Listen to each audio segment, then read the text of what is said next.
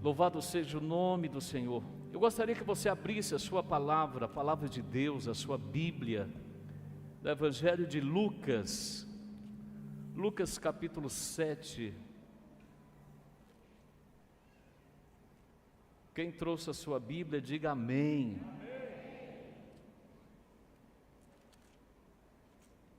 Diga para o seu irmão, diga para o vizinho aí, diga, olha, não esquece de trazer a Bíblia para a igreja não, amém? É importante que a gente, mesmo que a gente coloque aqui no telão, mas é importante que você traga a sua Bíblia para você escrever, para você sublinhar, para você anotar aquilo que Deus falar ao seu coração. Pai, nós te louvamos mais uma vez por esse momento. Espírito Santo, toma cada vida, cada coração. Tu conheces o mais profundo dos nossos anseios, Tu conheces o mais profundo da nossa alma, e a Ti que nós nos entregamos nesta noite, Pai. Toma cada coração, toma cada vida, que este ambiente seja totalmente tomado pela Tua glória. Jesus, cada canção, cada palavra que já falamos, que já cantamos, são para Ti, Pai. Nada nos pertence, tudo é para o Senhor. E que nesta noite, Pai, o Senhor leve esta palavra a cada coração, a cada vida, Senhor. Espírito Santo de Deus, dependemos única e exclusivamente do Senhor. Por isso nós pedimos, fale conosco nesta noite, em nome de Jesus. Aleluia. Antes de lermos Lucas capítulo 7, gostaria de mencionar uma frase de Agostinho de Hipona, que ele diz assim: toda minha esperança baseia-se na grandeza da Tua misericórdia. Em cima desta frase, nós vamos ler Lucas 7, começando no versículo 36, e se você pode acompanhar na sua Bíblia, ou aqui no telão, que diz assim. Antes de lermos, eu vou dividir esta mensagem em 3 partes, rapidinho, mas essa primeira parte, vamos ler do versículo 36 ao 39, que diz assim: convidou-o um dos fariseus para que fosse jantar com ele.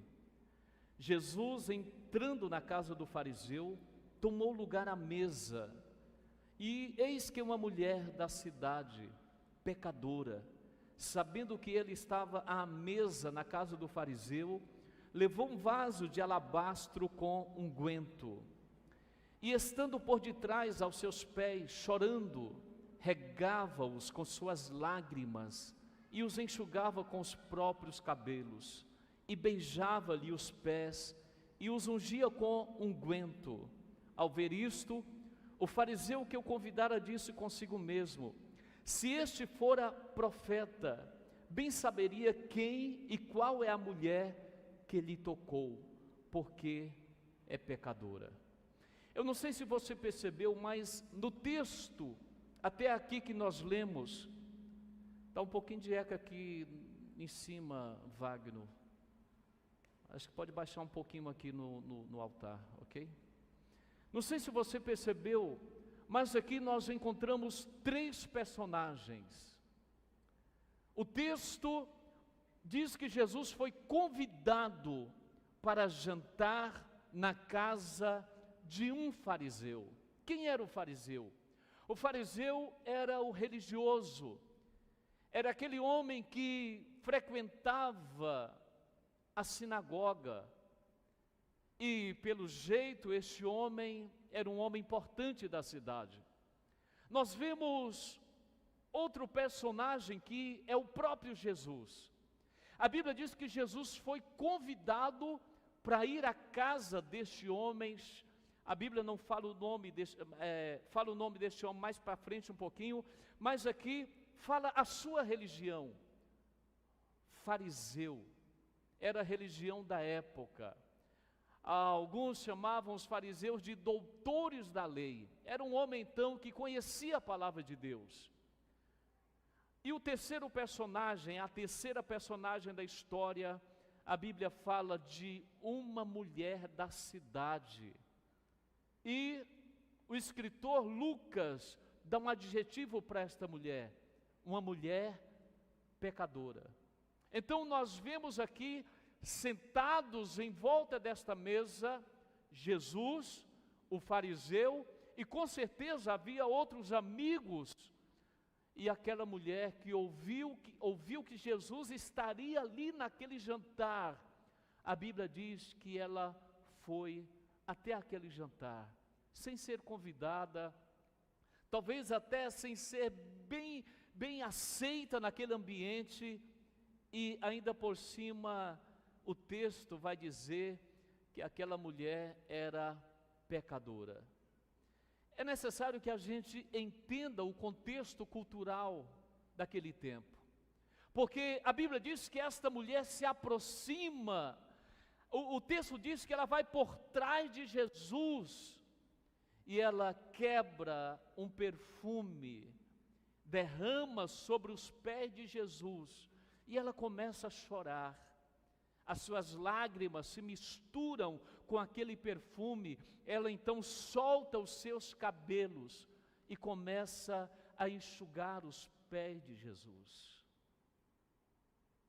É necessário que entendamos a cultura daquela época, porque esse texto nos mostra algumas informações, e a primeira informação importante é que aquela mulher guardava aquele perfume com muito cuidado e zelo para o dia de núpcias. E esse perfume que esta mulher usava, ele era quebrado somente no dia do seu casamento, quando a mulher quebrava aquele perfume e ela perfumava o seu leito para a intimidade com o seu marido. A segunda informação importante que o texto nos mostra é que ela enxugou o perfume e as suas lágrimas com seus cabelos. É claro que na cultura daquela época, até hoje em Israel, a mulher não solta os seus cabelos. Quando você vai à Terra Santa, as mulheres usam uma burca, um turbante, para guardar, esconder os seus cabelos. Ou seja, a mulher religiosa judia, ela não solta seus cabelos, não mostra seus cabelos para qualquer homem, somente para o seu esposo. É cultura. Então aquela mulher, além de quebrar o perfume, que era guardado somente para o seu dia de núpcias, ela solta os seus cabelos. Quando aquela mulher quebra aquele perfume, aquele frasco de perfume, e solta os seus cabelos, no seu coração ela dizia: eu encontrei o noivo da minha alma, eu encontrei o grande amor da minha vida. Alguém já disse que uma coisa é um grande discurso, outra coisa é um grande amor. Você pode viver a vida toda dentro da igreja, se envolver numa capa religiosa e não encontrar o grande amor da sua vida. E o texto vai nos mostrar isso. A parte 2 que eu gostaria de ler, a partir do versículo 40, diz assim: dirigiu-se Jesus ao fariseu e disse: Simão, uma coisa eu tenho a dizer-te. Ele respondeu: dize a mestre. Certo credor tinha 2 devedores. Um lhe devia 500 denários e o outro 50. Não tendo nenhum dos 2 com que pagar, perdoou-lhes a ambos. Qual deles, portanto, o amará mais? Respondeu-lhe Simão: suponho que aquele a quem mais perdoou. Respondeu-lhe Jesus: julgaste bem. Jesus agora dirige a palavra a Simão, ao dono da casa, aquele que o convidou para o jantar. Ele diz: Simão, existem um credor com dois devedores. Um devia 500, o outro devia 50. Mas aquele credor, sabendo que nenhum dos dois tinha condição de pagar aquela dívida, nem o de 500 e nem o de 50. Então ele diz: vocês estão perdoados. Eu libero o perdão sobre vocês dois que estão me devendo. Eu libero perdão porque vocês não têm condições de pagar a dívida. Dois devedores. Jesus pega aquele ambiente, Jesus pega as peças que estavam naquele lugar para trazer uma verdade poderosa acerca do reino de Deus. Porque por mais que eu e você tentássemos pagar a nossa dívida diante de Deus, jamais conseguiríamos pagar. Por mais que nos esforçássemos, por mais que tentássemos, por mais que fizéssemos coisas boas, jamais teríamos condições de nos justificar diante de Deus. Porque essa luta já vem de tempos antigos. Certa vez Jó disse, fazendo a sua oração a Deus, ele diz: como pode o homem se justificar diante de Deus? Como eu posso me tornar justo? Eu, pecador, eu com uma dívida tão grande, tão terrível, como que eu posso me justificar diante de um Deus tão santo, tão glorioso, tão majestoso? Como eu posso ser justo diante de Deus? Charles Spurgeon diz que para Isaac, Deus providenciou um cordeiro. Para nós, Deus providenciou Deus. Somente o sacrifício de Jesus foi suficiente para nos tornar aceitos diante do Senhor.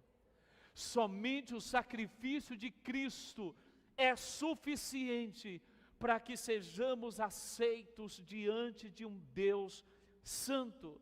Agora, no verso 41, a gente vê aqui, o texto nos apresenta dois personagens, dois devedores.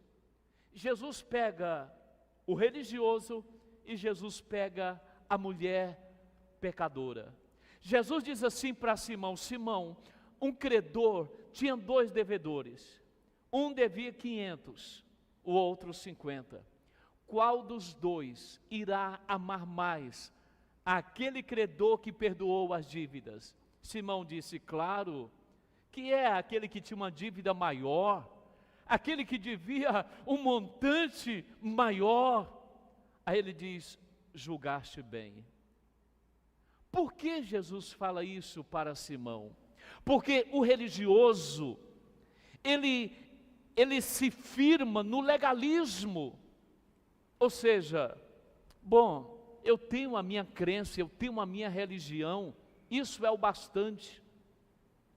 Eu sou um homem bom, eu sou dizimista, eu frequento a igreja todo domingo, chovendo ou fazendo sol, eu estou na igreja. Eu participo até daquele programa que vocês fazem, como é que chama? Eu dou frango, eu dou ovo. O Ame Mais, o Mercado Solidário, todo mês eu já até pus lá no banco, é automático. Eu sou um homem muito bom, eu dou esmolas. De vez em quando eu vou até para oração na madrugada.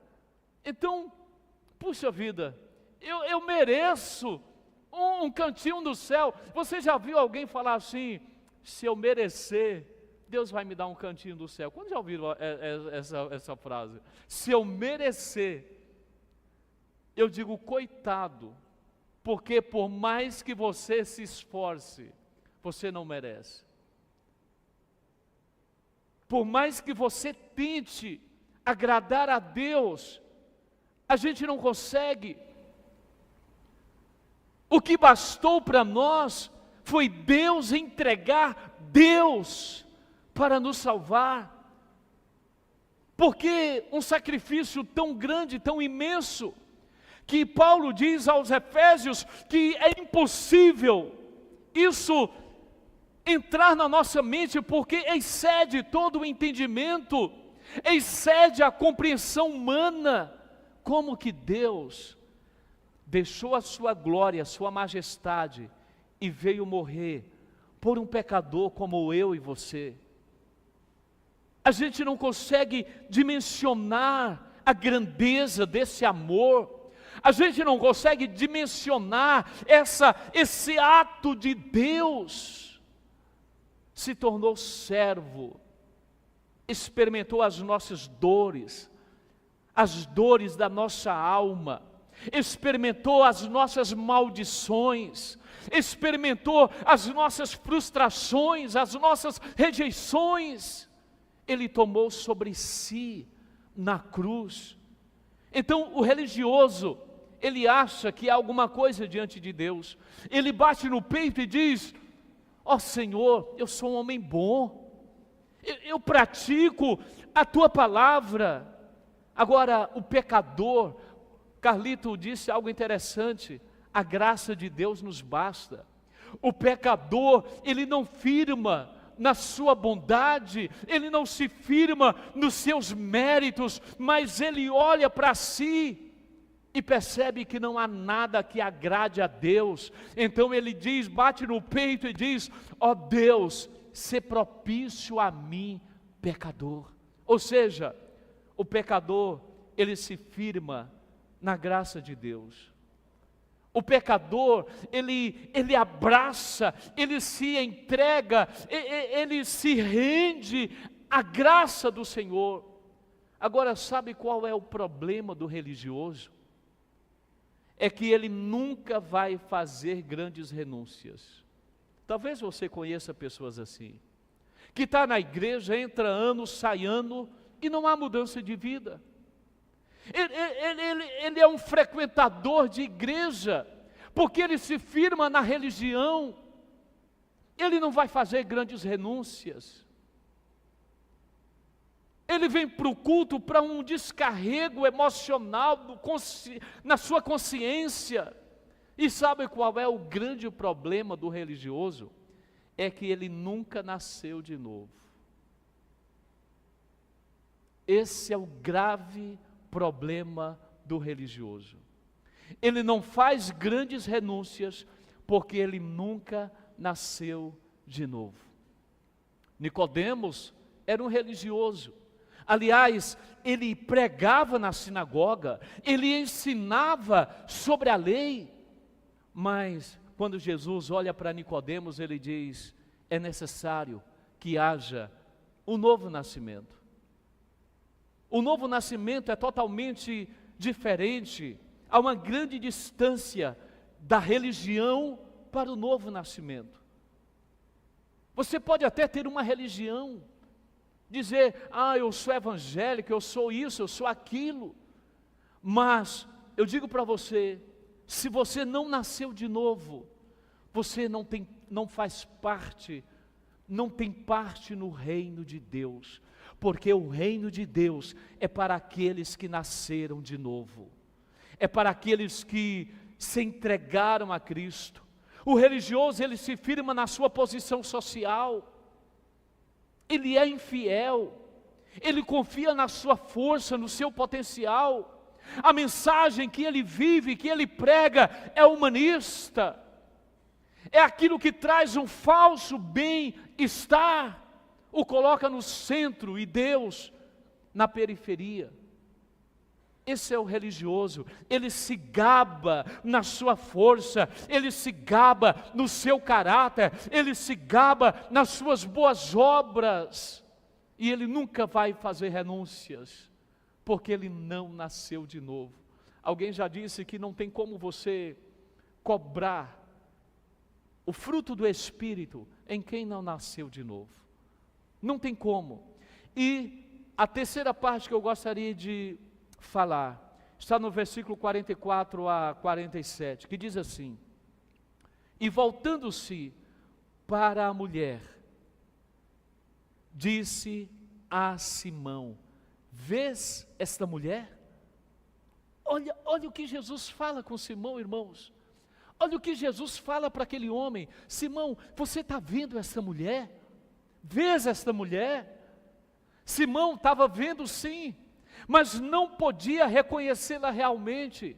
Talvez na mente de Simão, ele olhava para aquela mulher e dizia: essa vadia, eu a vi nas esquinas procurando homem. Essa mulher, eu a vi no mercado buscando encontrar um homem. Esta mulher mal falada na sociedade. Esta mulher, eu conheço ela. Essa mulher é pecadora. Esta mulher vive nas esquinas. Esta mulher está tentando alcançar homens com seus encantos. E dentro do coração do fariseu, ele repugnava aquela mulher.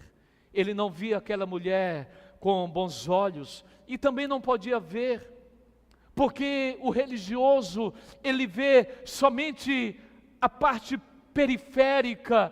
Ele não consegue ver o cerne da alma do homem, da alma humana, da alma que sofre, da alma que está lá derramada aos pés de Cristo, da alma que está prostrada aos pés de Jesus. Ele não consegue ver aquela mulher que sofrera intensamente, mas que agora estava arrependida, porque ela contemplou Jesus. Nós estamos falando que ver Jesus muda as nossas vidas. Somente uma contemplação de quem é Jesus vai trazer uma transformação no nosso coração. Jesus fala para Simão: Simão, você está vendo esta mulher? Você está vendo esta mulher? O que Jesus estava tentando atrair a atenção de Simão para aquela mulher que agora estava transbordando de santo amor pela presença de Cristo e tendo se transformado em um modelo, em um símbolo de devoção a Cristo. Era a maior adoração que aquela mulher, aquele ambiente estava tomado de uma adoração tremenda, sem música, sem palavras, mas com o coração derramado, com o coração quebrado, com o coração contrito aos pés do Senhor. Queridos, um culto é entrega, um culto é devoção, um culto é contemplação. A gente não veio aqui marcar um horário religioso, cumprir apenas um horário religioso. Nós viemos aqui como igreja, como família, nos derramar aos pés dele, nos entregar a ele. Aí ele diz: vês esta mulher? Aí ele continua: entrei na tua casa e não me deste água para os pés. Esta, porém, regou os meus pés com lágrimas e os enxugou com seus cabelos. Não me desse ósculo, ela, entretanto, desde que entrei, não cessa de me beijar os pés. Não me ungiste a cabeça com óleo, mas esta com bálsamo ungiu os meus pés. Por isso te digo, perdoados lhe são os seus muitos pecados, porque ela muito amou. Mas aquele a quem pouco ama, pouco se perdoa.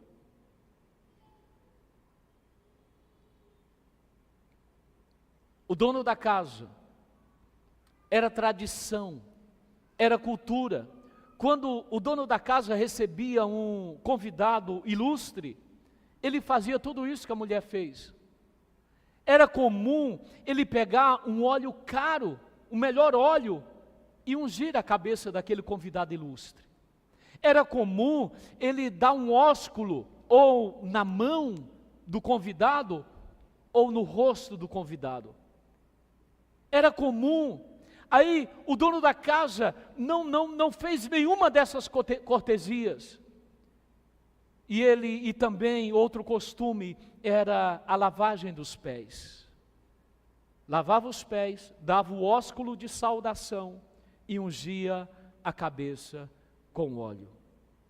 Jesus estava esperando que o fariseu fizesse aquilo. Jesus estava esperando que o fariseu tomasse atitudes que ele não tomou. Por quê?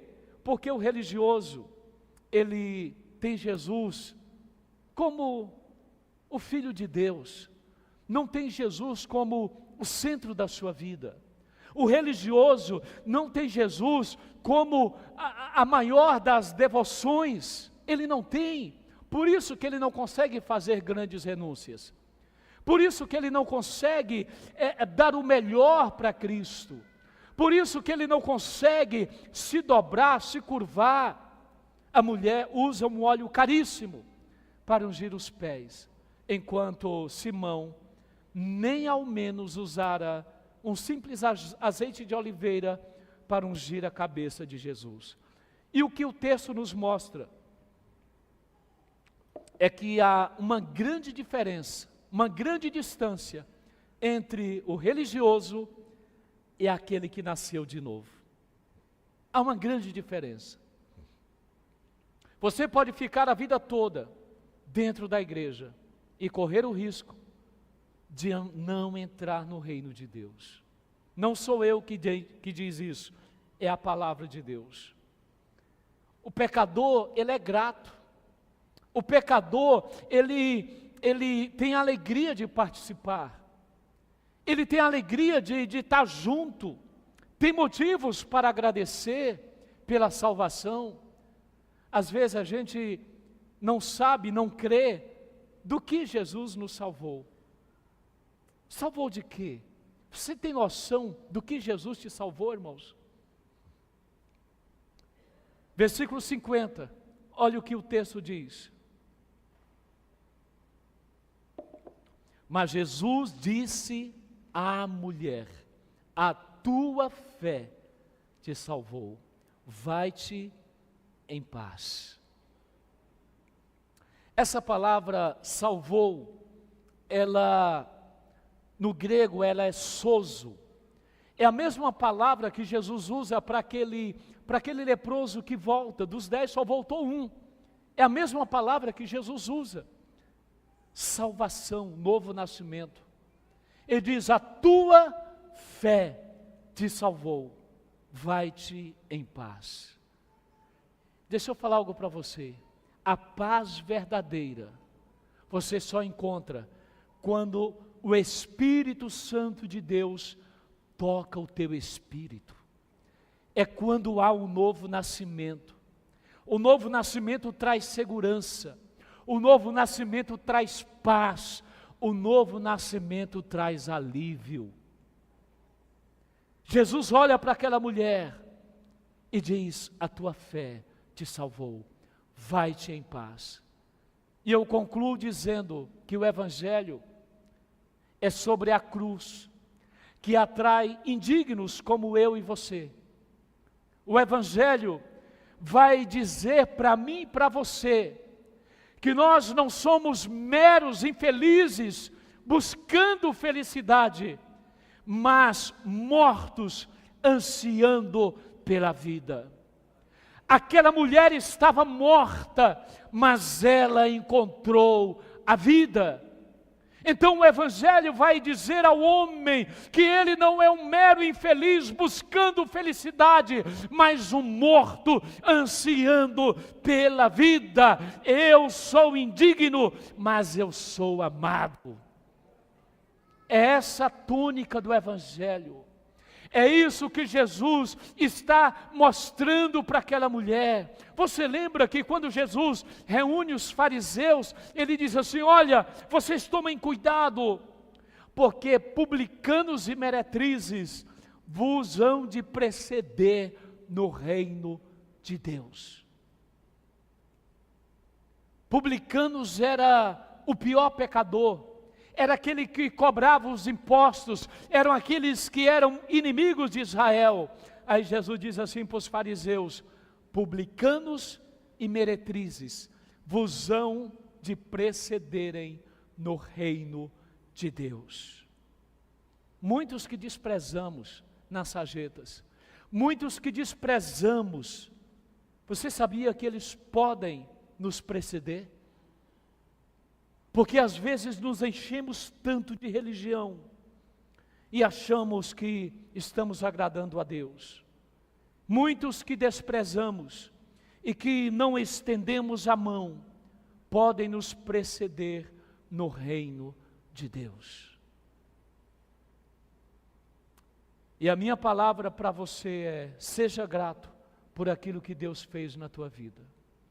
Seja grato por aquilo que Deus já fez na cruz do Calvário. Seja grato por aquilo que Jesus já fez no Calvário para você. Seja grato.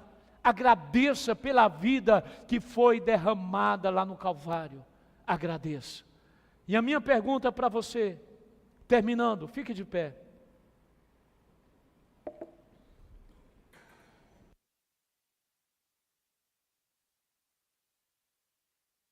A minha pergunta para você: qual destes dois você é, sentado à mesa com Cristo?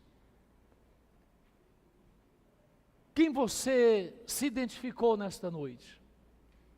Com o fariseu, com o dono da casa, que até gosta de Jesus, que até convida esporadicamente para um jantar, até que abre a sua casa esporadicamente para um encontro? Ou você é aquela mulher que mesmo no anonimato, a palavra de Deus registra a sua atitude? Quem é você? O fariseu, aquele que se alegra pela bondade que você pratica, ou você é aquele que olha para a cruz e fala: Senhor, se não for a tua graça, eu estou perdido. Se não for a tua graça, eu estou perdido. Quem é você? Feche os teus olhos e fale com Ele. Feche os teus olhos e diga para Ele. Se há algo no teu coração, se há algo na tua vida que precisa de uma entrega, que precisa de uma rendição, esta é a noite, esta é a noite, esta é a noite.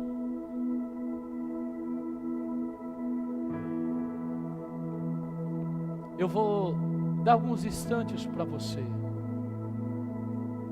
Eu vou dar alguns instantes para você falar com Deus.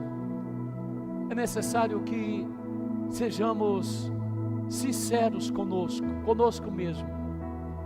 É necessário que sejamos transparentes conosco mesmo e com Deus.